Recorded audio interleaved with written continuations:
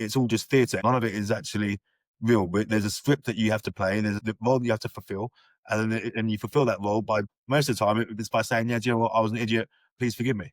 That's literally what it feels like sometimes. But no one actually looks at the real situation. No one should use solicitors because they thrive on conflict. They thrive on arguments. The amount of people that I know that were talking to each other before solicitors got involved, then solicitors get involved, and suddenly no one's talking to each other anymore. When you're going as a litigant in person, it's terrifying. When you're going up against a judge, it's ingrained into us. Judges, courthouses, they're scary places. These people have got a lot of power, and that's dark. When you're fighting the unknown, the fear is immense, and that's how they control you, is with the fear. What 3 words would you use to describe the family court? Egotistical, narcissistic, theatre. So you've basically just described an abusive person. That's it, yeah. That's what it is, it's abuse. Ladies and gentlemen, mums and dads, children of appropriate ages, welcome to the Family Court Voice podcast. Our special guest and speaker this week is Jason Appleyard. How you doing? You okay? You good? Very good, thank you. Very good. As always, we'll be covering 3 main themes. 3 main themes are, what are you doing to raise awareness? So we'd like to find out about the work that you do within the community. It'll be nice to find out a little bit more about your YouTube channel that you have, also your work as a McKenzie Friend. And also, I understand you've got a new project, which we've been talking about offline. So it'd be good to discuss that a little bit more and tell people how it might help them through the family court system. Second, I'd like to talk to you about your experiences with family court on a personal level. So we'll be talking about the family court arena as a whole, judges, agencies, CAFCAS, social services, and so on. And also your relationship with your children as well. So it'd be good to find out about that and where you are in that particular process. And as always, we like to end on mental health topics. Okay, Jason, so the floor is yours. What do you want to talk about? I suppose we better start off with the first one. What was the first question? What was the first topic again? The first one was about what do I do to raise awareness and stuff, yeah? Yes, please. So it'd be good to know why you do it, how you go about doing it, what you do, what drives you, and what you do to help others. Okay, cool. So I suppose I better start at the beginning, I suppose. It was 2013 that when I first realised that the world was a bit of a crazy world in the world of family court, in the world of family law. Going through it myself, I suppose. When I was going through it, I pressed the red button. I may not necessarily stick in your order, but I think I'll cover all the bases, if that makes sense.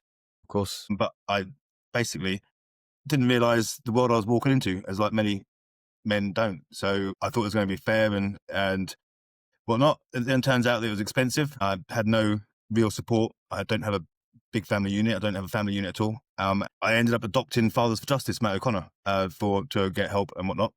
That didn't turn out too good for me, because what I realised with that was he doesn't really, in my view, other people have different experiences, but he doesn't really want me to be successful in my case. He preferred it when we got negative headlines, when I behaved badly, and how he prepared me for court, and how he does with many men who are upset and angry when you're going through this, is he keeps you boiling. He keeps you at boiling point. Yeah. So when you're going into court, you're at boiling point. And when things aren't, when they're using psychology on you, as they do in family court, you react exactly how they want you to react.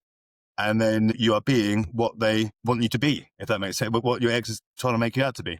And don't get me wrong, not everyone's innocent. I made mistakes in my marriage that I own. And I think everyone has got mistakes in their relationships and whatnot, that if they were honest with themselves, that potentially should own. I don't know everyone's relationship, but I speak for myself. But how can you put it? I almost lost everything because of Fathers for Justice, and then I had to go my own way. So I had to adopt the system. I had to learn the system and say yes to everything for about 2 years. It was literally for about 2 years. I'd say yes to them breathalyzing me at my daughter's school, randomly, all sorts of craziness. This was after me spending multiple years disrupting court hearings, doing protests, emergency, like all sorts. I almost got arrested twice. I was going to do a massive protest on my daughter's school, and it's a good job I didn't, because if I had done that, then I would have been charged, and it would have had something to do with kids. a charge to do with children on file, and that you're not, I don't want that on that crap. So that's when me and Matt O'Connor and Fathers for Justice sort of fell out, because I was told no in no other terms by the judge, if I continue doing what I'm doing, how I was doing it, I wouldn't be seeing my daughter at all. And I'd obviously opted to take the other road, which was play the game. And I learned the system. I learned what they want, and I've seen both sides of the fence. I behaved as far as I'm concerned, I behaved appallingly for the first half of my first ever case, which included non-molestation and obviously child arrangements after that. And that's after going through criminal. And so I've gone through a whole load of criminal stuff beforehand, which I'd gone through trial with, found not guilty after trial. And then I had to go relive it all again in family court, which I didn't understand the logic of it. Obviously I do now, but yeah, so I got to the point where got to the end of my case, and it went so well. We were doing alcohol and drugs tests. I was way over on the alcohol, but I was clean on the drugs, and that's because I couldn't get hold of any. Didn't know anybody, because she was getting all the drugs, so she was getting all the cocaine and whatever. So it was like, so she by the end of the case, we had a second drugs test and whatnot, an alcohol test. I had to get within UK guidelines for alcohol, and she had to remain clean off the drugs. And she was 3 times over the recreational usage for cocaine, and I was within UK guidelines for alcohol. So everything was working in my favour. Everything was going really well. I get a phone call that night on a two-day hearing. At the end of day one, I get a phone call from my daughter. Says she wants to live with her mum. And I was like, my ex-wife knows that anything my daughter asks for, she's going to get. So, the day had obviously been that challenging for her that she felt necessary to get my daughter to call me. And that's what I did. I went to court the next day, and I said to the judge what had happened. And I said that my daughter she wants to live with her mum. I can't argue with my daughter. That's what she wants. So I will do whatever. I'm not saying you're going to give the order to me or get my house back or anything, but I'll do whatever I need to do. That's what she wants me to do it that way. And the judge's jaw dropped, and I said, there's one caveat. I said, the caveat being, because my mum, my ex was sexually abused by her uncle, and the whole family were aware of it, but no one ever said anything about it, not even her dad, no one. And it was like the elephant in the room. But I said, look, I don't want my daughter being left alone with him. She can't be left alone with him. That's all I asked for. And she has to stay in the house, and I'll give up the house easily, and I'll make sure that she stays there so it's as normal as possible for my daughter. I want her to stay in the same school, blah, blah, blah. And the judge was like shocked, but I just felt it was the right thing to do for my daughter. And that's what I did. So, that happened, and I got the standard every other year, every other weekend, after school holidays, blah, blah, blah, got all that. And then it was, but my ex-wife never followed the order, never followed anything, never complied with anything, never, ever, she stopped contact all the time. And we went within like, I say, from the last court case I had with her, and it was that as I vowed then with Lila, that would be the last ever one. That was like the 7th court case that we'd had since 2013. And that was because of non-molestation applications that she'd made, stopping contact, enforcement orders. And it was on that last one when I literally was like, I've had enough of this. My daughter's had enough of it. I don't care whether my daughter wants to see me or not anymore. She says she doesn't want to see me anymore, whatever. I was putting a brave face on it all. But ultimately, I was shitting it inside, because that night when I got the 50-50, when I got the equal shared care, because I got 2 weeks on, 2 weeks off, because Lila was old enough to travel between the pet. I just moved to Elton. I moved back to Elton, back to South London. And my ex-wife didn't know. So that was the bomb that I dropped on the hearing. That would sort of sealed it. I think my ex-wife was behaving really badly, wouldn't get on the camera, wouldn't do all sorts of shit. And then you could tell the judge wasn't having it. I placated it. She was like, oh, Judge, do you mind her not being on camera? I said, well, if she's going to lie to you. I was like, well, I'd much rather her lie to your face, Judge, but I don't really care. I just want to get this done. She kept behaving really badly. I ended up walking out with the equals, 2 weeks on, 2 weeks off. And she put it all in the order. The judge made sure that it was covered for the child maintenance. I said, I've been asking for years for a no contact order for Lara just to move between the households as she wishes. Lindsay is saying, my ex-wife is saying that she's happy for that to happen, but that's only because she's going to use this for child maintenance. So the judge literally covered all bases, so I could use the court order for child maintenance as well. So and nailed her to the floor. She literally nailed her to the floor. And I think she was stuck there for about 2 weeks afterwards, literally. And ever since then, that court order lasted for about 3 months. And then she stopped again, expecting me to go back to court, not knowing that I'd already promised Lila that I wouldn't going back to court anymore, because it's not fair on her. So me and Lila then had to figure out a way of like maintaining the relationship without returning to court, because it wasn't found Lila. And plus, reading between the lines, I mean, I introduced the idea to Lila, but reading between the lines, when we were with the last in court, it was clear to me that we would be facing public law rather than private law, meaning Lila would go into foster care because of the conflict between both myself and my ex-wife. And that's frustrating because Hmm. I don't have any conflict. I don't hold any resentment. Yeah, I should do, but I don't. And it's like, I want to be able to co-parent, and I want to put I don't live in the past.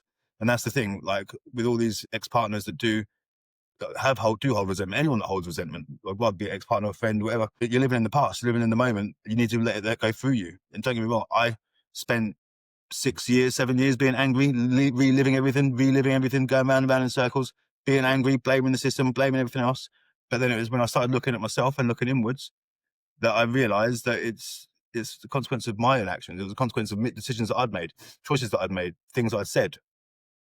I have to think really hard to try and understand why my ex-wife feels it's justified for her not to speak to me the way that she doesn't, the way that she just ignores me and makes out that I'm some sort of evil, bad person.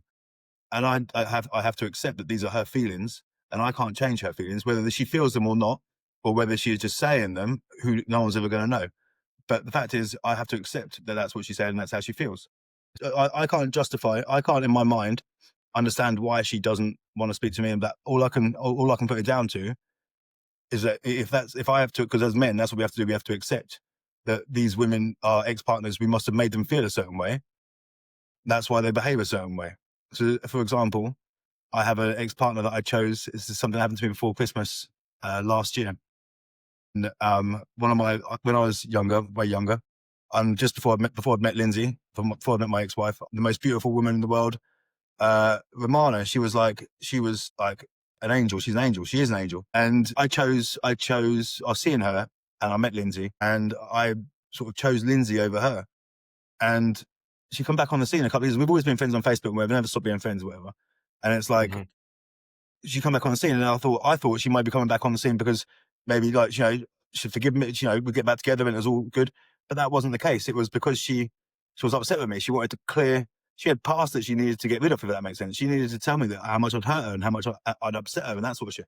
And at first I thought, that's, she's just pressing out my emotions. But then I get it. I understand it. I accept it because she needed closure. We're still friends now, and I respect her and I love her to bits, whatever. But like, she needed to get that bit of closure so she could move forward with her life. And she had been held onto this resentment and this hurt that I'd caused her, that I didn't realize I'd caused her, because I didn't think anyone could love me. The way that she loved me, I didn't think that she could love me that way. If that makes sense. No, makes sense. So because I wasn't aware that I could be loved that way, it was like, yes, that's a bit, yeah. You're an old romantic. That's why. Mate, it's life. It's crazy, man. I'm obviously upset. So I've got to accept. So we, as people, as dads, as separate dads, people who are in this sorts of situations, we have to accept that. I have to accept that I've caused hurt to my ex-wife. But what you get with this, though, I was crying like a little bitch. What you get with this, though, is as a man, you don't get, no one sees what they've done to you or the hurt they've caused you. Does that make sense? Or people don't really care. One of the two. That's the difference, I think. I think it sounds like a bit of both in Yeah, my yeah. experience. I think you can't. I think what I've realised is, and what I've not got into a proper relationship since, the closest thing I've got to a relationship since my ex-wife was Mandana. She taught me, she showed me that there was, there is another way. There is a certain type of women that do things a different way. She showed me that, when she's angry, she didn't shout. When things wrong, she didn't shout. She spoke to me like a human being and whatever. My ex-wife never did that at all. Never did that. She doesn't know how to do that. So the difficult thing is, and what I've had to do over the years, I've had to learn. I've learned how to parent from a distance. I've learned how to parent from afar, because I have to respect Lila's boundaries. I have to respect what she's dealing with at home. So there was a period of time where my ex-wife tried getting my daughter into trouble for abusing her mum. And I'm saying, like, I started seeing the patterns. That's when I started realizing that I could see patterns, and I could see things that people probably don't necessarily always see. And that's why I'm grateful to my ex, because she's shown me so much more than what I see now compared to what I would have seen before. I was naive to it all before. So now I Hmm. can see things. I can see when someone's bullshitting me. I can see when someone's, I just know before they've even opened their mouth. And it's like, I didn't have that skill before I'd gone through. Well, I probably did, but I didn't realize it before I'd gone through what I'd gone through with my ex-wife. Because I mean, she, you know, I will always be open and candid about my life and whatever. And everyone says, "Oh, that's why you're single," because there's no element of surprise about me. I'm like, well, I'd much rather not waste my time. My time is valuable.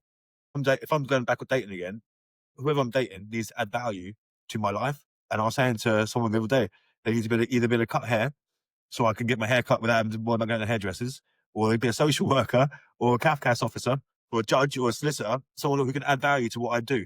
And it's like, whenever I go on dates, like I say to them now, I'll go on a date with you, but you're buying the first drink, because if I see a red flag, I'm not going to be hanging around for like the second one. Do you know what I'm saying? It just won't happen. I Mhm. won't hang around. I won't waste my time. What I've learned, and and especially since doing what I do now for work, which is leads on to what I do for work, is my time is valuable. My time is precious, and it's like it's probably the most valuable thing that I've got, and the most valuable commodity that I have. And what I've learned over the years helps people now to understand what's happening when they're actually in family court, because it's crap. It's awful. It's life changing when you go through litigant as person. And I think everyone should go through as litigant as person, regardless of the situation, regardless of the outcome, regardless of anything. No one should use solicitors because they thrive on conflicts. They thrive on arguments. The amount of people that I know that were talking to each other before solicitors got involved, then solicitors get involved, and suddenly no one's talking to each other anymore. And then when you have conflict and you stop talking to each other, the longer you leave it, the harder it is to go back. And the more that um, we have been trained, or yeah, that's how we've been programmed to sit in our own shit and just dwell on it and dwell on it and dwell on it and keep going round and round. That's what we do. That's how psychology works. That's what they do. That's what the system they use. I think it's Carl Jung who you have like you need to let the pain go through you. You can't sit on it. If you sit on something, you're going to continually be angry, and that's the model that they use in psychology now. It's the main model they use in the Western world, where people have to, well, they're not getting fixed. They're just going to keep sitting there talking about the same crap, talking about dwelling on the same stuff, thing in the past. Whereas the past is done. It's a lesson. It's a lesson. That's what it is. You have to learn from it. If you don't learn from it, you don't always learn. I don't think you learn from every mistake or every single thing you do. Not each time, because I've made the same mistake multiple times. But then it gets to a point where I don't want to make that mistake anymore, and I'm not going to do that. You have to be consciously wanting to do that. And I can say, for certain that there's some people who don't have the ability, and my ex-wife is one of them, doesn't have the ability to look at themselves, be self-aware, and say to themselves where she's gone wrong, what she could do better, and evolve from that. I don't think some people have the ability to do that, and I think it's rare. Same as owning your shit. Same as like when I'm helping men go through, and women and mums and dads going through family court. Everyone's really quick to point the finger of blame and go, it's that person, blah blah blah. But ultimately, I'm a firm believer that it's both, and you've always done something. There's going to be something you've done, whether you're conscious of it or not, that's impacted the relationship. And she then hasn't communicated that with you, or if she has, she says she's forgiven you, but she hasn't really forgiven you, and she hasn't really communicated how she's really feeling. But then that builds up, builds up, and builds up, and then you got the breakdown of trust, and then the trust is gone. Next thing you know, you're in a toxic relationship, and then you go for your family court. So And that's exactly what happened to me and my ex-wife. I mean, we should never have got married. We were going to 3 6-week sessions of marriage care before we'd even got married. We were going to marriage care during building up to getting married. It was the most expensive party I've ever had in my life. I was paying for it even after we'd separated. So quick, so quick question going back to your daughter. Yeah. You mentioned her a few times. What's your relationship like now? Well, it's bang on. I mean, I always think, look, I'm a firm believer. I believe that everything is as everything should be. Yeah, it always is. And if it was meant to be any other way, it would be. And it's not. It's this way. So we have to accept what it is. Um, for me, my relationship with my daughter, I always wish it was more, but it is what it is. And we've got a really good relationship based on what we've been through. I've made some decisions. I made it easy for her not to have to choose. I took that decision away from her. I said to her, don't feel bad for having to come and see me. I was living in Watford and she was in South London. And that was in the last court case. And I said to her, the only thing she said to the CAFCAS officer was she wanted to have involved with me for 3 weeks during the summer holidays. She wanted to be with me for 2 weeks so she could go shopping with her mates in Lakeside. So I made it easy for her to say, I made it easy for her to just not to have to choose. And that was the most difficult thing that I'd ever done. Walking away from that conversation was not easy, but she couldn't see I don't, she wasn't, it wasn't supposed to, I didn't want her seeing how that impacted me, because I wanted it to be okay for her. And that was really important. And the things that I've done over the years, when my mum can't go to school, and I gave her a budget of 250 quid a week. If she wouldn't go to school, I'd take 50 quid out of school, 50 quid minus. Or if she was late to school, it'd be 25 quid minus. But I did that, and then she smashed out her GCSEs, all A's to A's, B's, C's. And now she's in sixth form, smashing that out. And you mentioned your experience through family court, and the story that you've just told us has led you into helping support others. Can you tell us a little bit about that? Do you want to start with, let's start with your YouTube channel, because the reason that I want to start with that is because, like you, when I started going through the family court, I think I was very naive. I thought it was going to be, justice. I thought it was going to be very simple. You present your evidence and the evidence is weighed up, and the right thing versus the wrong thing will be weighed up and a decision will be made. It's not like that at all. But what I really enjoy about your YouTube posts and videos that you make is almost like you are saying the things that I'm thinking. So it's almost like, hey, I'm not the only one that has these thoughts. So I'm just wondering how you come up with those ideas. Are you just going off the top of your head? Do you write down your thoughts in a script, or do you just literally hit record and go? It's taken me a long time to get to where I'm at with the psychology and the science behind family court. I think it is a science. What does it be? It should be justice. It should be justice. It's not justice. It's not justice at all. There is a science to it.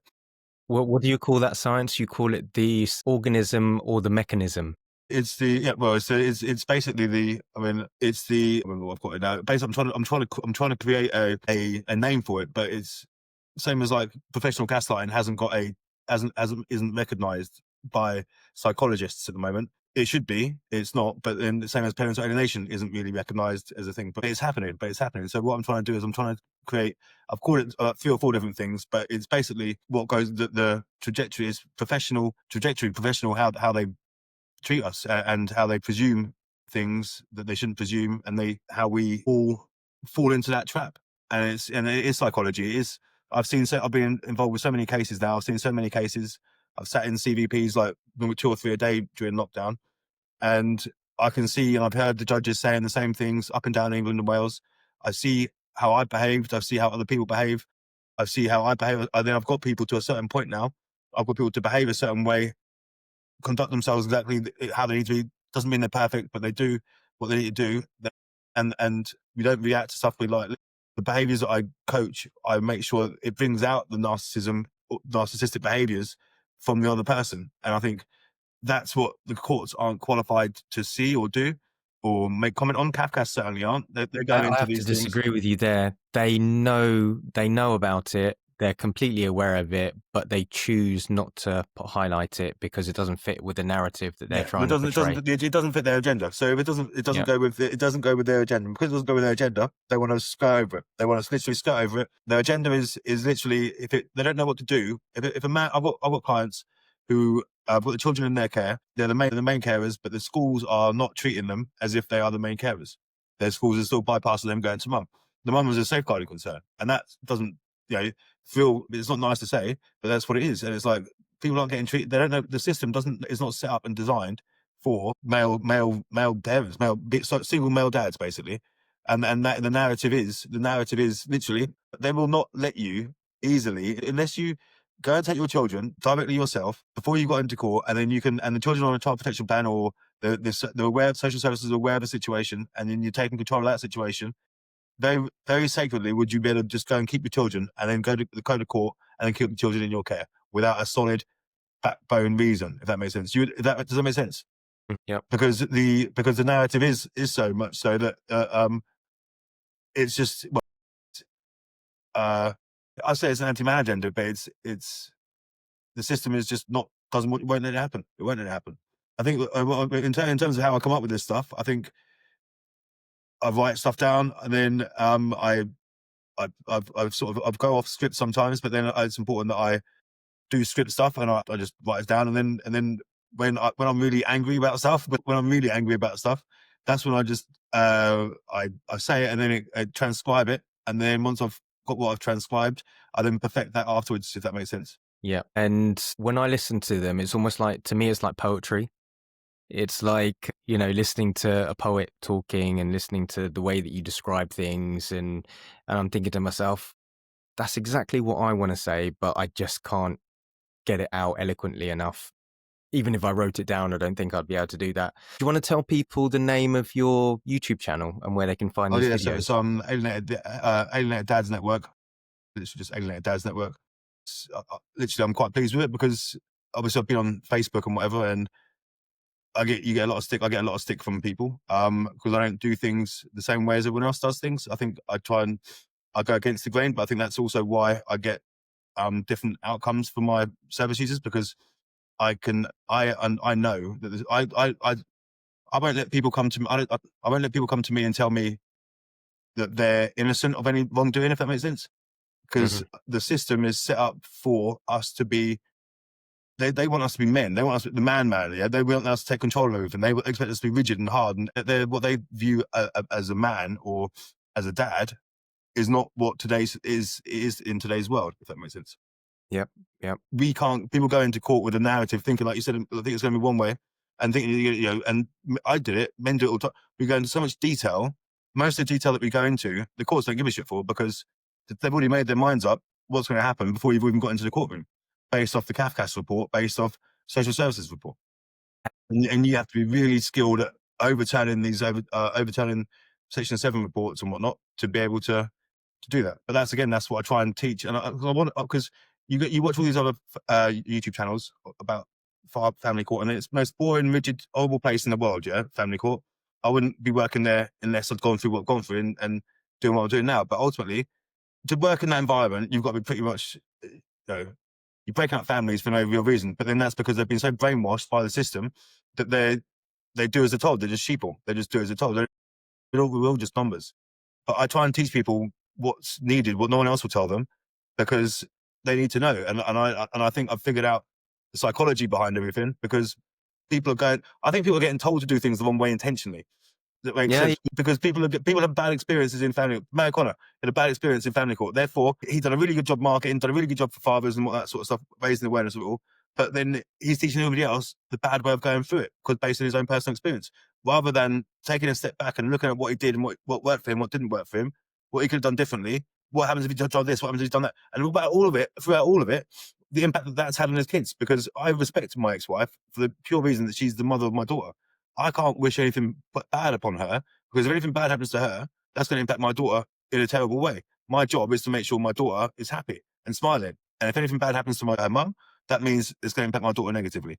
And that's the predicament that men find themselves in, because I have to get people to that point, and it took me years to get to this point. It took me I didn't get here when I was being angry. I got here through watching other men fail, watching other men fail in family court, and then realize and then seeing what it's doing to your kid. And then I see some stuff from my daughter. I see her cutting her arms, self harming.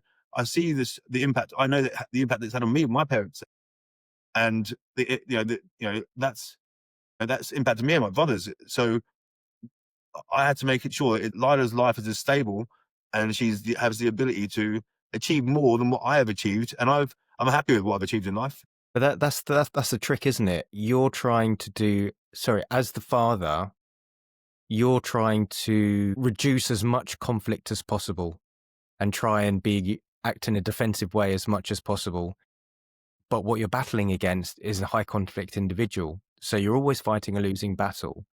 And then not only are you fighting or defending constantly against a high conflict individual, you're also battling against the system as well. And going back to what you were saying about the courts, when you're in there and you're trying to put across your story, as far as I'm concerned, the decision's already been made before you've even said anything.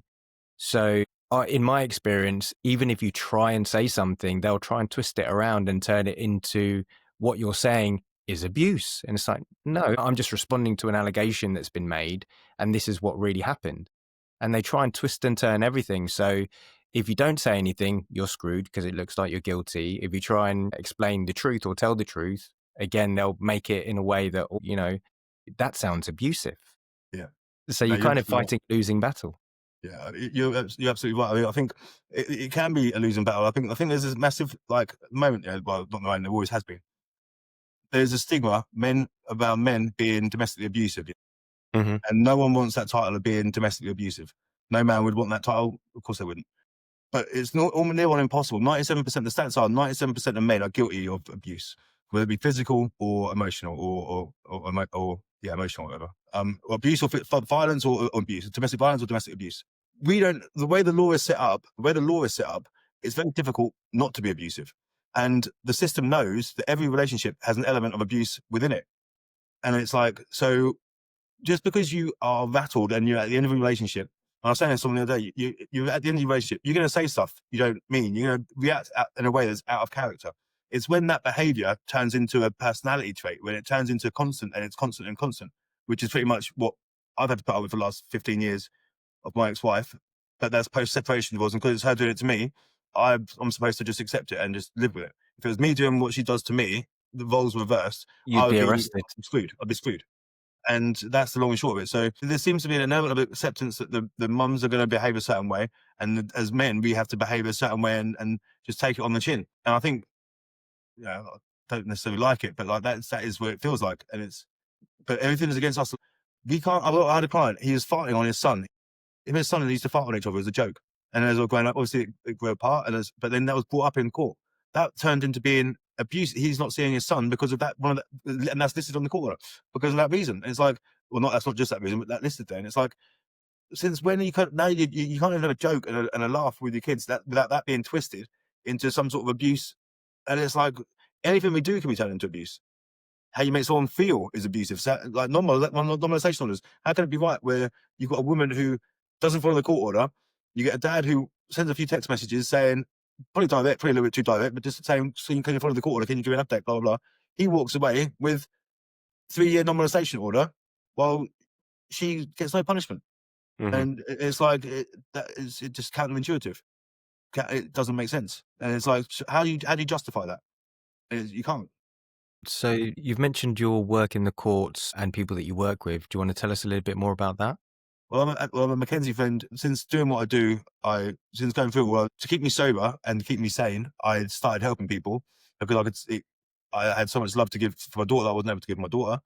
I give it out to other people, and it's like, so I started helping people. I was doing it all for free while I was working in my spare time, keep me busy. And then lockdown happened, and I found myself doing more and more telephone calls or CVPs. And then I've been doing this since 2014, officially 2015. And yeah, so that's what I do, and it's evolved. My role's evolved, so I probably do stuff. I help people with their behaviours. Help men come to terms and accept the fact that it's all just theatre. Everything we're in is just theatre. The whole thing is not real. None of it is actually real. But there's a script that you have to play, and there's a script the role you have to fulfil, and you fulfil that role by by saying and doing this stuff. And most of the time, it's by saying, "Yeah, do you know what? I was an idiot. I'm so much of a bad person. Please forgive me." That's literally what it feels like sometimes. But no one actually looks at the real situation, and I think the real situation is that some of these mums have got, and dads have got issues where they need help more than the person who's actually getting persecuted.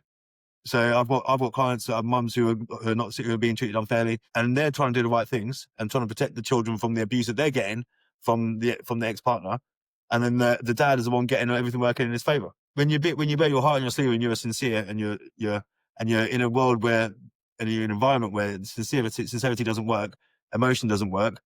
All it needs to be is pure based facts and emotionless. It doesn't work. Well, it doesn't work. You get screwed over. You get walked over. So helping people, making sure people get fair and just outcomes in family court is what I do.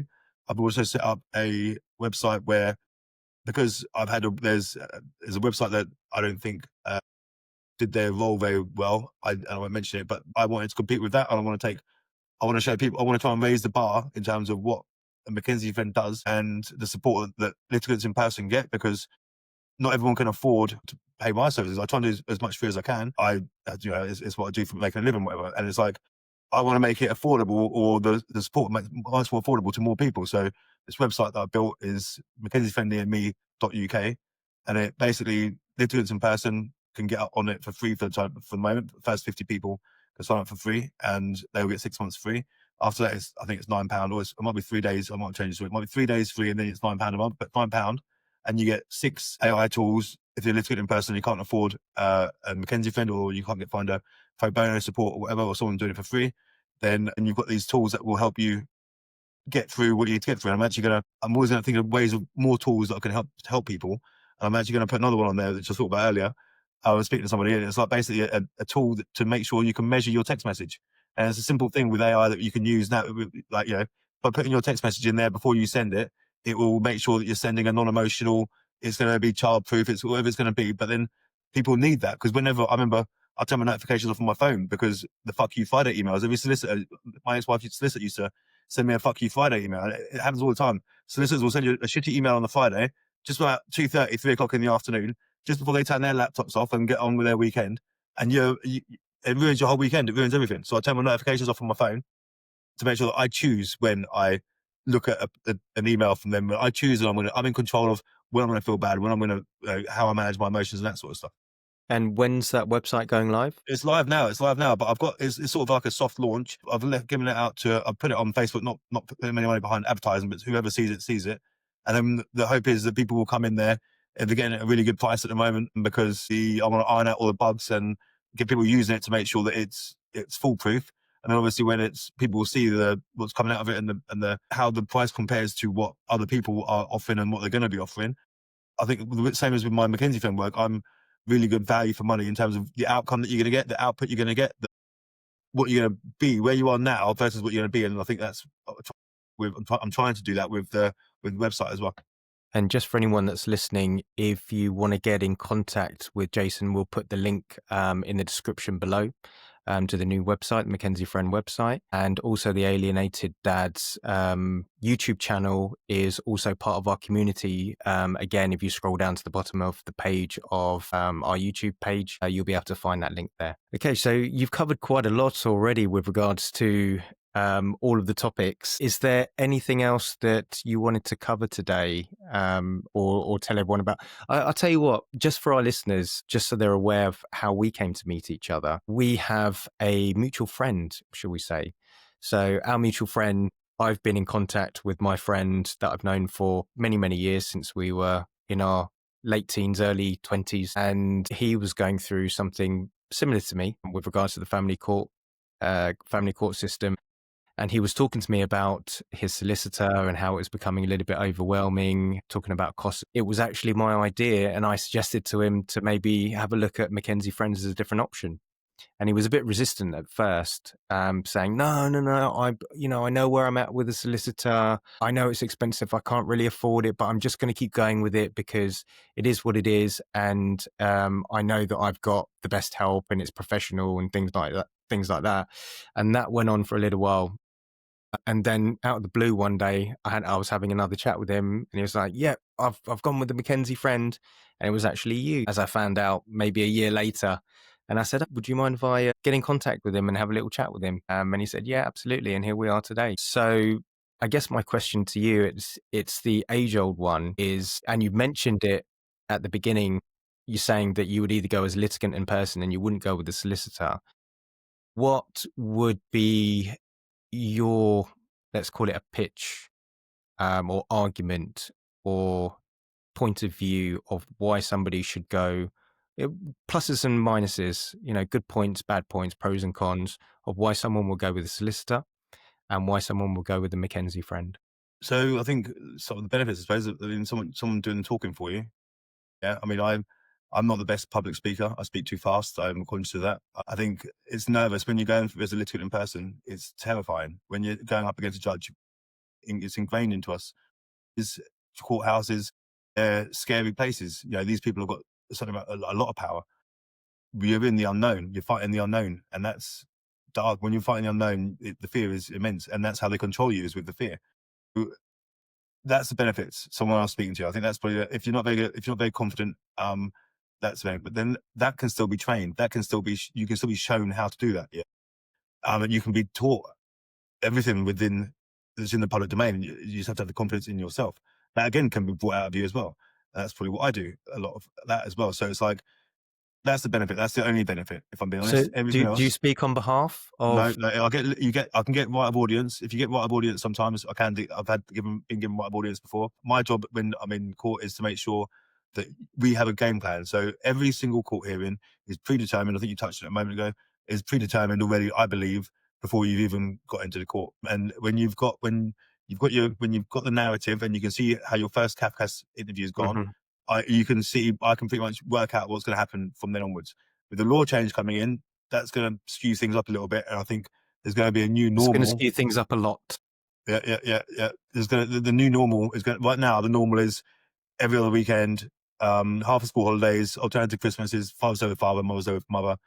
That's the standard. A couple of days during the week, maybe after school, and then one night during the week, whatever after school as well, overnight. Depends on how it goes. That's the standard, right?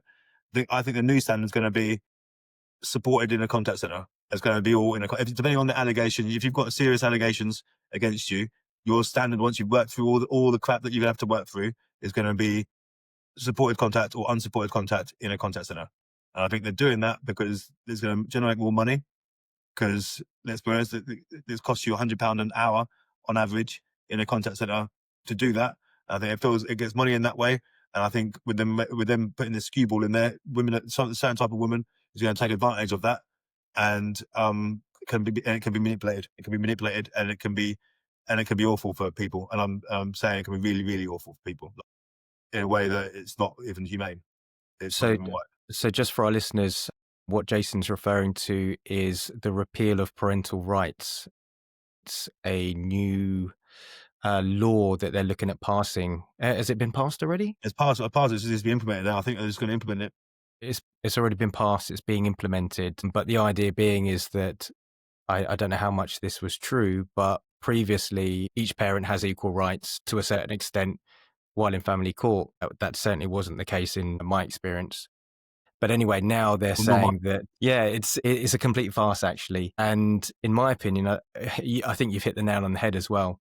What I found, and I've actually taken a long time to sit and think about this. I know that on the day that the news item came out on The Guardian and in the news and things like that, there were people jumping all over it, and some people were cheering for it. Yay, this is the yeah. best thing ever because it's going to protect children and wonderful. Well done to our government and the Domestic Abuse Commissioner. You're so fantastic for finally doing this. And then you've got the other side of things where people are saying, okay, so that means that now it's going to be utilized as a tool to create more conflict and to cause more harm to other parents by the high conflict individual. And I've been sitting here thinking to myself for a long time, how's this going to work? What benefits are they going to have from doing this? And you've just hit the nail on the head, really, isn't it? They're going to be pushing people into contact centers to raise profits in that. So how much did you say one contact center visit is per hour? On average, £100 between 70 and £100 an hour, and that's non-refundable. So if the other party doesn't turn up or doesn't happen, you've lost the money. Right. So that's basically the tactic of what they're going for. Yeah, it's a money-making scheme, isn't it? And do you know what a lot of people aren't seeing as well? And again, this is my opinion. Tell me whether you think I'm right or wrong or making this up. But what I found is that how come the really dangerous parents, Yeah, fathers, are parties. Yep, still allowed contact with their children, right? And yep, yet the safe fathers are not allowed contact with the children.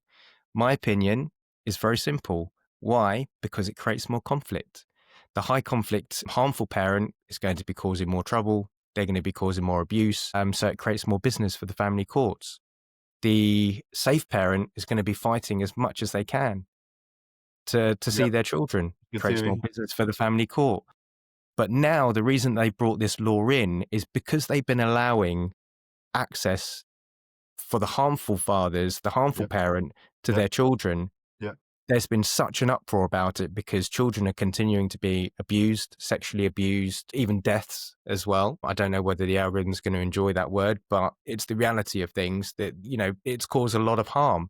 And there's been such an uproar. They've thought to themselves, oh, we better stop doing this now because too many people are complaining that, they're catching on to the amount of abuse that we're allowing to happen. So let's stop that. And let's see, we're going to lose a bunch of money from the conflict over here. Now let's go to this pot over here and try and squeeze money out of these guys, the safe parents, the safe Yep. dads. Yep. So how can we do that? And I've been thinking to myself all this time, how are they going to do it? How are they going to do it? But you've already figured it out. Basically, that's what they're going to do. As soon as there's a false allegation, bang. As soon as there was a false allegation with me, and I knew what the false allegations were. It's very simple. I'm a drug addict and I'd attacked my ex-wife, and there was bruises and injuries and all things. So on day one, what did I do? I brought in a toxicology report for the last 12 months. And I also brought in the police body cam footage showing, that both of these were completely false. Brought them in on day one. They said, no, it doesn't work like that. We're not going to look at that. So what you need to do is come back in 3 months' time and we'll talk about looking at your evidence then. Yeah. But in the meantime, for precautionary reasons Yes. and safety reasons, no access to your child. And this went on for like 9 months. Do you know what I mean? It is absolutely ridiculous. So now all they're going to do instead of doing that is, okay, let's skip that bit and go straight to the contact centres. Yep. And squeeze money out of every father who's desperate to see their child. That's it. Look at what they're doing in criminal. The criminal courts, they're trying to get away with the juries, aren't they? Yeah, because there's backlog. So I've got cases where I've got cases 4 or 5 years old, and they're trying to just push them through, just push them straight through without actually doing what's right and doing what's fair and proper. I've got 3 cases that we appealed, and they're just trying to dig their heads in the sand because we've got really strong cases, and it's like if they open the doors to these cases, if they open the doors and they accept what they need to accept, and I've got evidence and I've got recordings of professionals, I've got everything we need, and they know we have now as well. And it's like if they open the door to this, that means they have to accept that this happens, and because it's going to open the door to so many other men, so many other people are going through the same shit, and they have to accept that it's institutional bias. It is institutional bias. It's a normal thing for everyone to be treating men differently. They're not following their own policies and procedures when it comes to men. When it comes to men, we get treated differently to how women get treated, and that goes as far as enforcement orders. A man tries to enforce an order. I had to beg them to enforce the order with my ex-wife. Literally, that's not going to do. That's not going to do it. I've had so many times, not just with me, but with other people as well. It's not going to do too good for your relationship. You enforcing this order. It's not going to be healthy for you both. Well, she's not fucking talking to me as it is. She hasn't. I had to beg them to give my ex-wife some community service for not following the court order.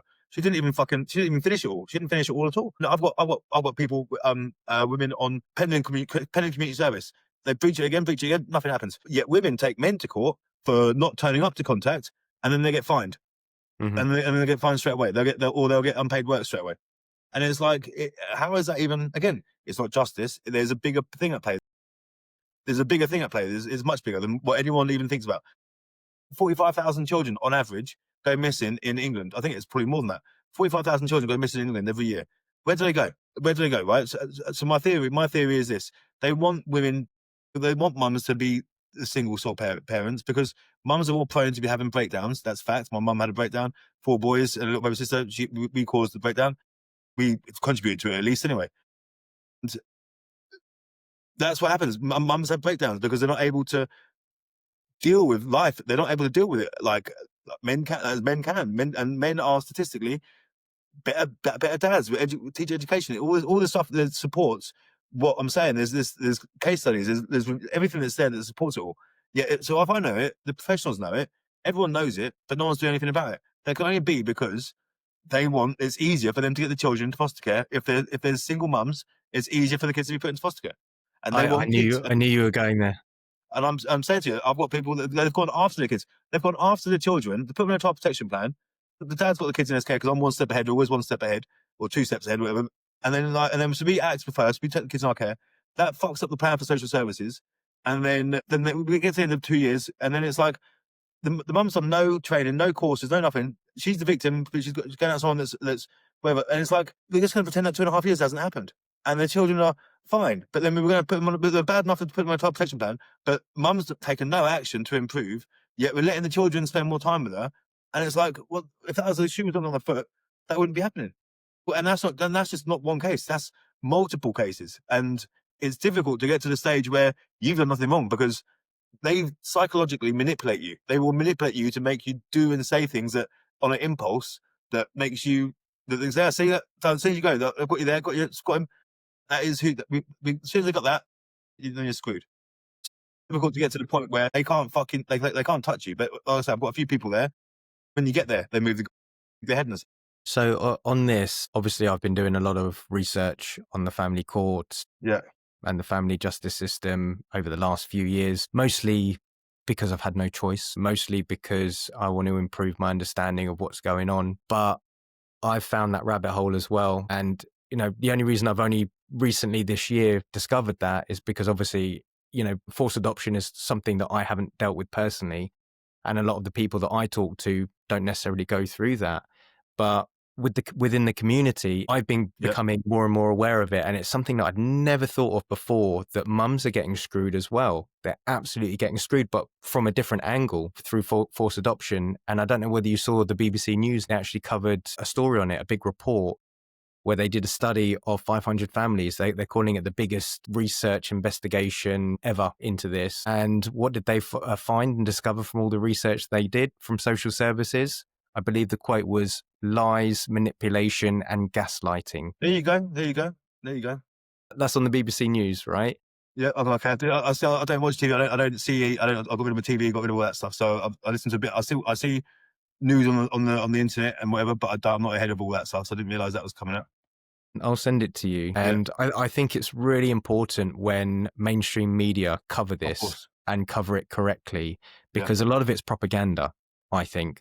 But with this, they're actually reporting the truth on it, which is fantastic. And they're not the only people that do it. Panorama do it. This Morning does it. Good Morning Britain, GMB does it. Jeremy Kyle does it. So it's all over mainstream TV and media all of the time. Channel 4, the news, covering the papa turning on the lights in Portsmouth, parental alienation day. Everyone's talking about it. But the problem is it's always in little short bursts, and you get a little burst, every few years, every few months, every 5 years. Oh, here's a news item. Here's a news story. Oh, it's in the Sunday Times. Oh, it's on BBC. Oh, there's a panorama. Oh, it's on GMB. And that's it. Nothing ever happens with it. No change ever happens. No change ever happens. It goes away. Hang on, there's a assessing harm report. There's a APPG report, all saying the same stuff over and over and over again. I don't need to tell you the stories because you've probably heard them 100 times already with your clients, right? Yeah. So you know exactly what the reports are going to contain. It's nothing you haven't heard before. The ways of fixing it or the routes forward for reform, they're always the same. What happens? Yeah. Absolutely zero, year after year after year. But that's what I'm saying. So, and when they do make changes, they're not changes that are going to benefit the dad or the man. They're not going to make it more. Who are they going to benefit? The world is run by women. They just don't know it. Yeah, that's the reality. That's what it is. And I think that's what I would say this as well to people, but because there's still not enough people, I don't believe, that are able to facilities to support men going through family court and going through crap. Even men that have made mistakes. My aspiration, my goal is to have a drop-in center for men. Women have got refuges. Women's refuges. I'd love to be able to create a refuge, a man's only refuge where he can take his kid, when he's getting abused or whatever, and we do exactly the same thing as what women have, but just have it for men. And then, even if it's not for men, even if they've been the kid there, but even if they've done something wrong, if they have been abusive, they've done something bad, but then help them understand where they've gone wrong and help give them the support. Because if you look at criminal court, you come out of criminal court, you get help, you get help to put back in society and shit. Family court, they tear up your family. Your kids will end up with PTSD because they're not seeing your dad or whatever they've gone through. The bloke ends up with PTSD because his world's upside down. Mum is suffering from some sort of childhood trauma, probably still from. We've all got childhood trauma, but what I've noticed with certain cases is they've all got the one thing in common, which is they've all been abused as children. They've all been abused by someone as a child, and it's and it saddens me to say, but they've all got that in common. And until these people get the help, because my ex-wife's not angry at me. She thinks she's angry at me. I'm the one that's put the trigger. I'm not the one who's pulled the trigger. But she's actually, it's from something from her childhood. It's something deeper, isn't it? Something deeper. Yeah. But, and they don't want to spend the money on getting it. I mean, this is the thing. It's they shouldn't have solicitors in family court. They should have mediators who want to create peace, or they should change how people are incentivized in family court. Reward solicitors for creating peace. If you reward the solicitors for creating peace, how quickly would things get resolved? Because all solicitors are salespeople. But If things were resolved quickly, then that would be a huge drop in revenue for Well, the family exactly. court. So that's going to be of no interest. Of course. This is it. This is you guys. Yeah. So this is the saying. No matter what they do, no matter what they do, because people, if I, look, you don't have to be, you don't have to be like Inspector Gadget or fucking Stephen Hawkins to realise what the solution is. But no MP, member of Parliament, no one's doing anything to fix it, because It will if it affect the gets bottom fixed, line. yep, that's it. Money. The entire economy could collapse with the amount of billions that are going through that particular system. So the best thing to do is leave it as it is, and how can we make it bigger? Yeah, yeah, that's it. That's it. And I deal with, obviously, the people, majority of people I deal with are people similar to me, but like I've got a couple of clients now who we're dealing with like millions of pounds worth of houses, yeah, and millions of pounds, and these houses, these assets are just being given over, to the mum or to the state or whatever. And it's like, how can they justify leaving these people with nothing? Do you know what I sense? So it's literally, it's not just, it's not, it doesn't, they don't just do it with, we deal with just the kids. Obviously, the main thing is it's kids, but it's happening as well with finances. It's happens across the board with everything. And it's craziness. It's craziness. Jason, I like to end every Sure, man. podcast Sure. with what I call the 3x3. So it's 3 questions with 3 answers. So the first 3 questions that I have is, what 3 things are you grateful for? I'm grateful for I'm grateful for everything I've been through, everything I'm going through, everything I go through with my daughter, everything I've been through with my daughter. I'm grateful for all of it. As much as it hurts, as much as it's frustrating, as much as it's painful, I value it and I'm grateful for it, because it means that I have the ability to then save someone else's life or help someone else get through the same shit a little bit later on down the line. My little fucking little Oh, it's a little sausage Daisy, dog, little Dachshund. little Daisy. I'm grateful for her. She's a pain in the ass, but Hold her up again. Let me see. she's been here all, God, why have you only just done this now? because That's she's my been, favorite dog. I'm trying to keep her behaving herself, and she's been actually eating my top. Actually, she's quite of destruction. I've just realised now she's been quiet because she's been eating my zip and destroying my zip while No. I've been talking to you. But I'm grateful for her because she's actually loyal to me. She's actually, as much as she's a pain in the ass and she's eating crap and whatnot.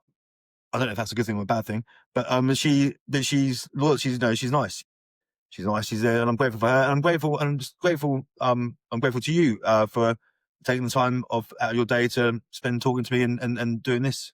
So I suppose No, that's it's the same. I phoned you out of the blue, thinking if I phoned this guy for a chat, and he's like, "Sorry, buddy, I don't have time for you." But you stopped. We had a lovely chat, and we've been in contact ever since. So really yeah. appreciate that. No, mate, it's good. It's good. It's good to talk. I think it's like there's not enough. There's not enough as men. We're very much we're here alone. Everyone's just surviving, aren't we? We're all just surviving, and that can be nasty if you want it to be nasty because you're surviving, or it can be pleasant. And if I think we're all just surviving. I think people have got these next 5 years, 4 years now, 2030. The next four years, the world's already changing. The world's already changing. Yeah, and we need to be working together more collectively as cohesively, because it's the government, it's the people who want to divide and conquer. That's the thing. They want us to be arguing with each other and and not agreeing with each other. We need to be. It's okay for me. People won't always agree with everything I say. I won't agree with everything that everyone else says, but I can agree to disagree, and I don't think there's enough of that. Does that make sense? I think people are always of the opinion that it's their way or no way. But I believe that two people can have different opinions about something and both be right about it. Because if I can't change your opinion on it and you can't change mine, we both accept that we're both right, and that's it. Move on from it. Does that make sense? Yeah, makes sense. My second set of questions is, what 3 things are needed to reform family court? You can only choose 3. A new setup, so a new reward system. So rather than rewarding on time, reward on lack of time or getting things fixed. I think they need to change. That's one thing. They need to get rid of solicitors and bring mediators in. Be a mediator. That's 2 things, and then have the other one being presumptuous automatic shared care. If parents can't come to an agreement, and there's no criminal proceedings involved, and it's not being proven beyond reasonable doubt, then if the parents can't come to an agreement as to what contact looks like, the children go straight into foster care. Because that'd be like, you both know what's expected. If you can't sort it out, then your child goes into foster care. Do you know what? I asked this question to everyone that I speak to, including people that I interview on the podcast. And when I hear them giving their 3, and every 3's been very different from everyone that I've heard. And I sit here and I think, sounds so simple. It seems so obvious. Why don't we just do it? It would make so much more sense, you know? quicker, less time, better for the well-being of the parents and the children. Makes Yeah. sense, right? Yeah. All in all. And my final three questions, or my final question is, what three things or what three words would you use to describe the family court? Egotistical, narcissistic, theatre. Hmm. So you've basically just described an abusive person. That's it. Yeah. That's the That's what it is. It's behaviors of abuse. abuse. It's literally, it's whoever, if you're thinking about going through family court, you don't want to do it. As a mum, you don't want to do it. You do not want social services, Kafkas, going through your family. Children do not like being taken out of their classrooms and disrupted. My daughter's told me this herself. Like, she tells me everything. Like, literally, I'm lucky, I'm grateful that I've got that relationship with her and everything that's happened. Like, but like, you do not want to be going through family court. I've stopped two families now in this last 3 months going into family court through mediating between the both of them and being the middle person. When things go wrong, they contact me. I don't take sides. I do it from a purely objective, child focused point of view, and from a court's perspective as well, because I think I'm really good at assessing what the court would say. And that's because we have to be selfless with these things. We have to be selfless. It's not about what we want or about what I want. It's about what's best for my daughter. It's about what's best for your kid. And so unfortunately, with that, sometimes there's always going to be someone who gets what they want and someone who doesn't get what they want. And you've got to be willing to sometimes take the knock and say, I'm not going to get what I want. But not enough of us not enough of us are willing to do that. It took me too long to get to the point of just letting it be, just accept it, just do what you do. As long as my daughter's happy, I don't care. I tried to stop my daughter going on holiday. I was worried that my daughter being taken out overseas to Turkey because of obvious reasons. And then the judge nailed me to the floor and said, "No, well, you're stopping your daughter from having experienced a different culture." Blah blah. It's for jokes. It's jokes. But yeah, it's basically the court is abusive. It's abuse. It is abuse. It's not justice. There's no justice there. So I do talk too much. No, no worries. So, just as a reminder for our listeners, anyone listening today, if you want to find more about the McKenzie Friend Network, the link will be below in the description. Also, if you scroll down to the bottom of our page, you'll see the Alienated Dads channel with some wonderful descriptions, poetry by Jason. I definitely recommend. It's good content. I love having a listen to it. So have a scroll down. Jason, is there anywhere else? Where can people find you? Mainly on, I suppose, most of my work is on. I'm trying to do most of it on YouTube, but like Facebook, there's Alienated Dads Network on Facebook. Jason Apple. If you Google Apple What's It, APPLEWOTZIT, which is really childish, but because of my surname's Appleyard, when everyone says, "Oh, what's your surname?" I'm like Appleyard. They're like, "Apple what? Apple what?" So I'm like, Apple What's It. And if you just Google that, then you can find there's only one Apple What's It, and that's me. And you can find all my stuff there basically.